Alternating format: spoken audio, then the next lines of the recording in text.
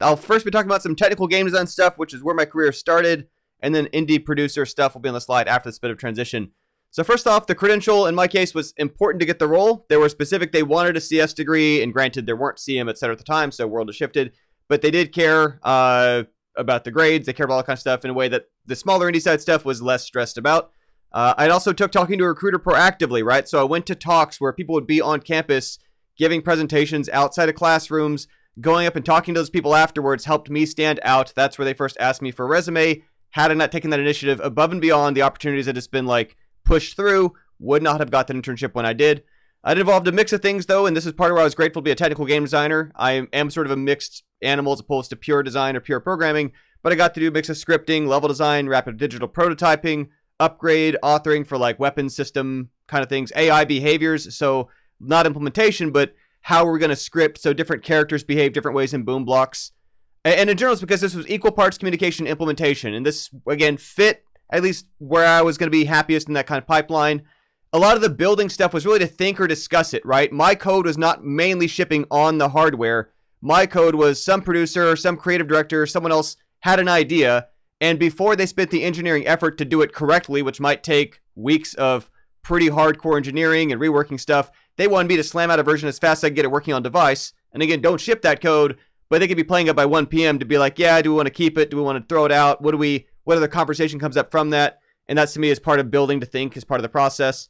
AAA, even though it was not my long-term home where I was happy, was really helpful still for my career. So it's one of those things, if the opportunity aligns, by all means, it doesn't mean you have to stay there like folks are stressed. Lots of people zig and zag in the game industry.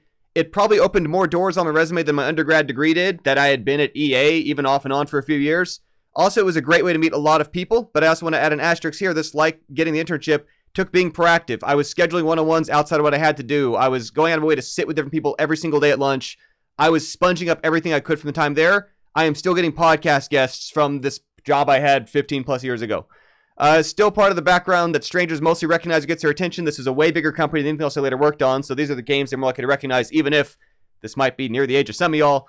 And AAA, of course, is super narrowly specialized. That's part of why I didn't want to stick around. I like being able to have some hands in sound effects and level design and programming and all the other sides to the stuff. They need you to stay in your pigeonhole to some extent. So in fairness, something happens to you, life goes on, change jobs, they can replace you more predictably. And that was where I started to get kind of angsty. So let's switch on to my indie producer side, which is where I bailed.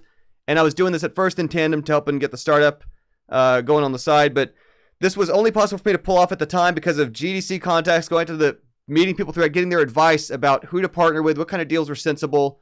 The college game team stuff outside class, so exactly what y'all do in VGDev. AAA network helped me here. The first better money I had came from people I met from the AAA gig. The credentials, again, were not needed, but they still helped me get connections or coverage. People liked hearing I was X some project or something else. So it was still one of the things, again, it's a good thing you're still getting your degree and all that. Inconsistent earnings, certainly compared to the steady salary, involved a lot of juggling of side gigs for income flow. This is just part of running indies. Most indies are doing this, whether they're talking about it. I made advertising games for a solar panel company. I designed a quiz for a geography thing I can't claim credit to. That's the nature of keeping money coming in, because it's usually not just you make a game and it pays for itself and then the next one. That's not the shape of the universe for most of us. It helped I lived in an industry hub. Atlanta's a great place. I was in SF at the time, but I went out of the way to kind of, I think of like the bands doing tours, go to the meetups, go to the events, go out of your way, go to the stuff that Kartik is running out there. And, you know, it's networking for opportunities for gigs, for leads, for collaboration. Sometimes someone else has an opportunity to come their way. They're not a fit for it, or they're at bandwidth. They send someone else your way because, like, you know who else you can trust with this. And that is a way more likely deal to work out in your favor than someone you just send a cool email to. Even back then, and of course the world has gotten worse about this, most games did not recoup their costs. That means you're planning your business around how do I stay in business, even if the thing that I'm doing is a net current, like loses more than we spend, doesn't gain as much back we spend on it. And so how does people keep again other kind of gigs on the side going? Most of the money, and this feels like a shameful thing to admit, but I'll acknowledge it because I think it's important, came from publisher deals, which wasn't very indie of me. But even though it was a small indie studio, when we landed deals where a bigger company with a bigger budget, better contacts, bored people at Apple, for goodness sakes, that helped get games promoted. That got visibility on our stuff in a way that we did not have that horsepower at our scale. We did not have that business know-how internally. Occasionally, even if you're small and scrappy and get your pride not get to you, partner with bigger companies that have bigger means. You can still make a deal that works out better for y'all. That helped me get other things that I couldn't have done otherwise.